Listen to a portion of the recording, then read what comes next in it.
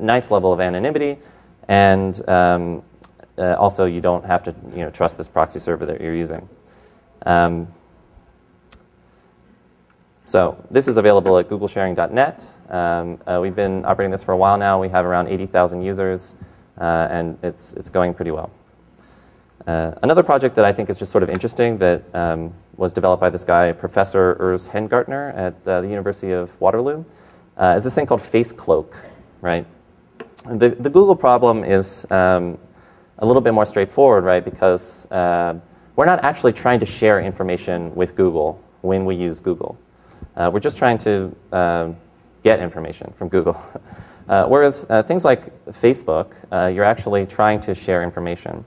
And I think the observation that the Face Cloak people made is that really what you're trying to do is share some information with a discrete set of friends. But you don't really want to share information with Facebook, the company, or the website, you know? And so what they did is they wrote this little Firefox add-on, and it sits in your browser. And you can pre-pen whatever information you want to share with like 2 @ symbols. And the add-on sees that and automatically encrypts that information when it posts it up to Google, or I'm sorry, to Facebook. And then they have options that make it really easy to share keys with all the people in your friends network. So if they're also running this add-on, then it will transparently decrypt it when it shows it on their web browsers. So basically, the user experience ends up being the same for everybody that's using Facebook. The only difference is that Facebook themselves never gets the data. They just get these opaque encrypted blocks, which I think is kind of a neat idea, and I'd like to see more of this in the future. I think you can apply the same thing to projects like Twitter. You know, Twitter is one part broadcast, one part conversation. For the conversation bit, there's no reason for Twitter themselves to have the data, just the people you're trying to have a conversation with. And okay, my second thesis here is that the crypto war that we were talking about in the beginning was largely about this idea of data freedom, right? That there are people who had data, they wanted to share it, and there are other people who were trying to prevent you from sharing that information.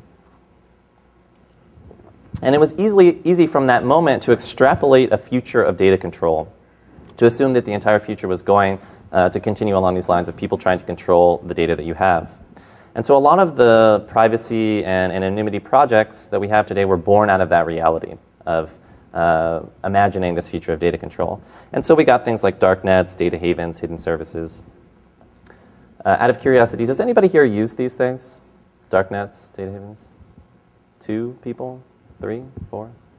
So a couple of people, right? But they're not extremely popular. And I think that's because that's not really the future that we got. We didn't get this world of increasing data control. We got this other thing, you know, the cell phone world, the Google world, the Facebook world. And another thing that I've noticed is that a lot of privacy advocates are really in love with the other. You know, these are people like Iranian dissidents and Chinese dissidents. And, but I think what's interesting is that if you look at what Iranian dissidents are doing, they don't really have that much in common with privacy advocates. And that I think that the reason that privacy advocates are so in touch with these people in foreign places is that these are the few places in the world that are still speaking that language of data control, that they're still speaking this language of trying to control information. But I think that even those places are beginning to realize that that is not necessarily the most effective strategy. I mean, Iran recently announced that they wanted to launch a national email service. Like free email, no limit, unlimited storage, right? And I think that even they realize that the Google model is actually much more effective. That if you start by soliciting rather than demanding information, then it's a much more insidious way to get it, and that in the end it will be much more effective.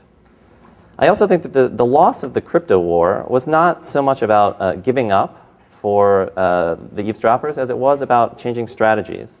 The big strategy shift that I've seen is the change from key escrow to key disclosure.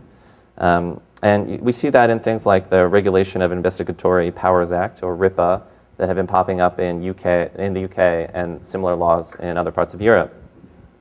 And what this law essentially says is anybody can use cryptography, right? We're not going to try and regulate that because that's a hard problem. That's one of these data control problems, and we've seen that doesn't work very well. Instead, what we're going to say is anybody can use cryptography, but then if we ever want to see any of this encrypted traffic, we come to you and we ask for your key. And if you don't give it to us, then we put you in jail. And so this is a problem of key disclosure. And I think that we're suffering from this problem because a lot of the secure protocols that we're using today were not designed with forward security, that they weren't designed with this problem in mind. So again, when I'm thinking about the future and things that I am interested in working on and that I think might be important, the first thing I want to do is deal with these choices that aren't really choices. I want to reject these false choices. The second is I want to worry a little bit less about information freedom. And the third is that I want to worry a lot more about this forward security problem. There's this very nice paper that was written, I think, in 2002 or 2004 called Off the Record Communication, or Why Not to Use PGP. It was written by Nikita Borisov, Ian Goldberg, and Eric Brewer. And they make a few very simple observations. First, they look at the PGP model. And I'm sure people are familiar with this. If you have an email that you would like to send Bob, you get Bob's public key, and you encrypt your email with Bob's public key, and you send it to Bob. The next time you want to send an email to Bob, you do the same thing. The third time, the same thing. This can continue over a period of 20 years. But the problem is that now, if at any point in the future Bob's key is compromised, then all of your previous traffic is compromised as well. It was all encrypted using the same key. So that someone could just record 20 years, a year, a month, a day of encrypted traffic, and then if they ever manage to get that key, they can go back and record all of the, go back and decrypt all of the recorded traffic. So the big problem is one key compromise affects all previous correspondence.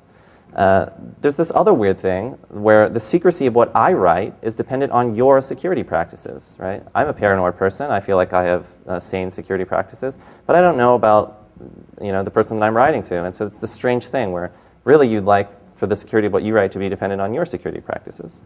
And the third is that the PGP model gives you authenticity, but it doesn't give you deniability. So, right, if I sign the encrypted message to Bob that it says, yeah, I was thinking that Eve is a real jerk, now Bob knows it came from me, but if that message is then compromised and decrypted in the future, there's no way for me to deny that I wrote it. It definitely came from me. It has my digital signature on it. It's undeniable. And so the OTR model is a little bit different. You still have a key pair, but this time your keys are only used to sign ephemeral session keys. They're never used to encrypt anything. And each time you send a message to the person you're communicating with, it also includes 1/2 of a new key exchange. So each time you exchange messages, you're completing a key exchange, and the key material that you're using is constantly rolling forward, and the old key material is discarded. So now if any time in the future someone records your traffic and then comes to you and tries to get your key, even if they can get something off of your computer, they don't have the keys for all of your previous correspondence, and so all of that stuff is still safe. Additionally, you have messages that are encrypted with your session key, and this time instead of authenticating them with a signature, you use what's known as a message authentication code. And that key is derivative from the session key. So while signatures are undeniable because they have only one possible author, MACs are immediately sort of deniable because they have two possible authors, right? Because two people know the session key, you and the person you're communicating with. So if the person you're communicating with says, Moxie wrote this, it's just as likely that actually they wrote it as I did. Additionally, since this key material is constantly rolling forward, that means that the old MACs are rolling forward as well, which means that as soon as you're done with whatever key that you're on, you can publish the old MAC keys, and now anybody can forge previous messages. So you get this authenticity, but also this strong notion of deniability, because anybody could have written this thing that they say that they have. So anyway, I think that this model is going to become more and more important in the future, and that we need to start thinking about this in all secure protocols as we move forward. Along those lines, I've started a project called Whisper Systems, and the idea is that I want to try and bring forward secure protocols into mobile devices.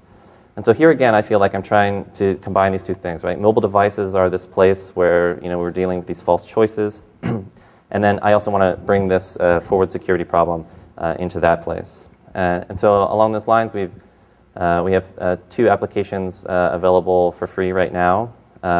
One is called Redphone, and it's an encrypted voice application for Android. The way it works is just like the normal dialer in Android. It functions totally transparently, and it uses VoIP. So there's this problem, though, right, where like VoIP tends to suck. It just never really seems to work very well. And particularly in the mobile environment, it seems to be really flaky. And so, looking at that and thinking about, well, why is this always so flaky, to me, it seems to come down to the signaling question.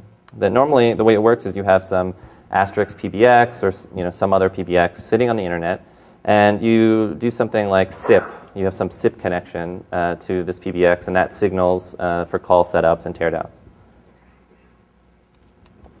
And the problem is that in the mobile environment, that doesn't really work very well, because now your mobile phone has to maintain a constant TCP connection or keep alive a UDP connection to this signaling server.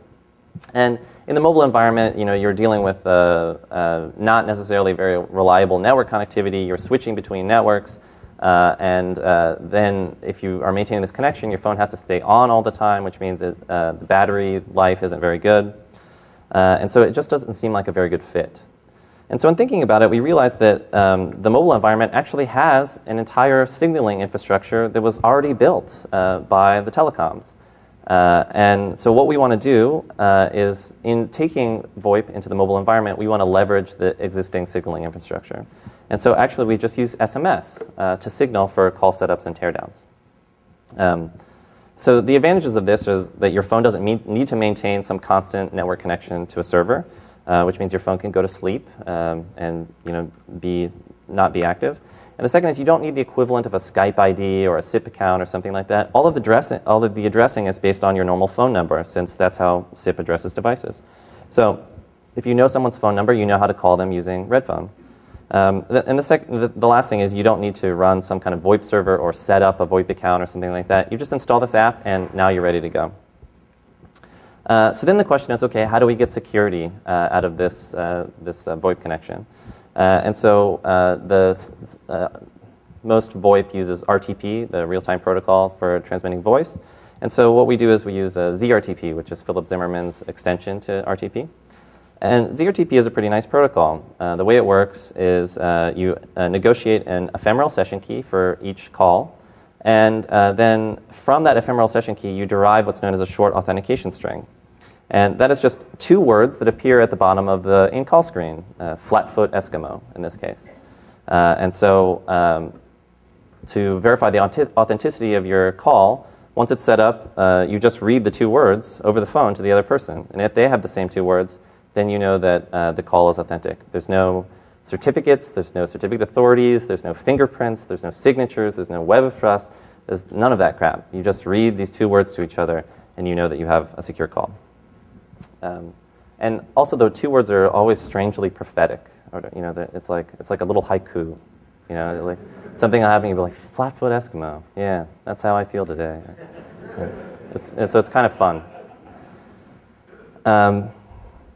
And the other application that we have is called TextSecure. It's a secure text messaging application with a protocol that is derivative of OTR, this thing that we've been talking about. And it works just like your normal text messaging application. You can use it to text people that aren't running TextSecure. Everything is identical to the stock Android text messaging application. And once again, every time you exchange messages with someone that is running TextSecure, the key material is constantly rolling forward. So we get this forward security property of, even if someone is to record all of your SMS traffic and then somehow later seize your device, they won't be able to decrypt those previous SMS messages. So anyway, these projects are just